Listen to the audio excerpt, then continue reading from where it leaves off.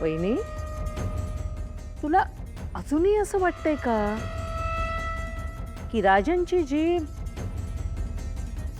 पहिली बायको होती ती अजूनही परत येईल असं वाटतंय का तुला? हे बघ कामिनी, तू उगीच रागिणीच्या डोक्यात काहीतरी भरवू नकोस. हा का? या घराण्याचे पारंपरिक दागिने रागिणीला मिळणार नाहीत, हा विषय इथेच संपला. मला आता याच्यावर चर्चा नकोय. हा बोल गांजे.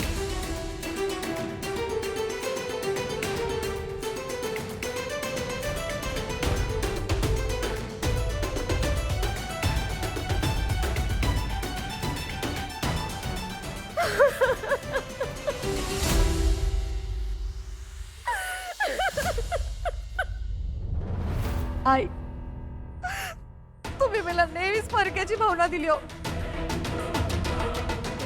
मला मान्य आहे. तुमची ती वाली सून जर या घरात असती ना तर मी कधी आलेच नसते. अहो पण नशिबाने मी आहे ना इथे. मग काय प्रॉब्लेम आहे? मला का तो सुनेचा मान दिला जात नाही हो? रागिणी, तुझ्या मानपानात मी कधी काही कमी केलेलं नाहीये. तू राजनची दुसरी बायको आहेस म्हणून मी कुठलाही भेदभाव केलेला नाही. पण घराण्याच्या काही गोष्टी ज्या व्यक्तीसाठी असतात त्याच व्यक्तीपर्यंत त्या पोहोचल्या पाहिजे. ती भावना जपणं हे महत्त्वाचं असतं. बस इतकंच. बस इतकंच? तुम्हाला खरंच असं वाटतं का की तुम्ही मला सगळ्या गोष्टी दिल्यात? मला विचारा ना. तुम्ही मला नेहमी दुजा भाव दिलाय. सतत मी दुसरी बायको आहे त्याची हे रिअलायझेशन दिलंय. रागिणी, हे काय नवीन नाटक सुरू केलंस तू? आणि माझ्या आईवर उगाचच आरोप करू नकोस, तुला आधीच सांगतोय. राजन, तू जरा शांत हो. रागिणी, मी कुणासाठी तरी तुझा हक्क कधीही डावललेला नाही, त्याचा काही संबंधच नाही. सासू म्हणून तुझ्यासाठी जे जे करायला हवं ते मी केलंय. सून म्हणून तुला जे जे द्यायला हवं ते मी दिलेलं आहे.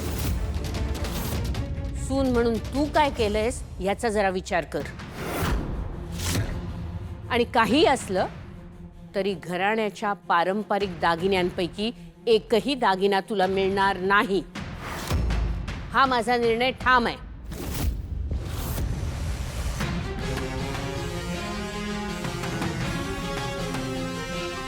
वहिनी, कामिनी, अगं काय तुझं? आई आहेस ना तिची. तिच्या डोक्यात काहीतरी चुकीच्या गोष्टी घालण्यापेक्षा 4 समजुतीच्या गोष्टी सांग तिला. जा. हे रागिणी, बळा ऐक ना, ऐक ऐक. असं नाही आहे बघ तू.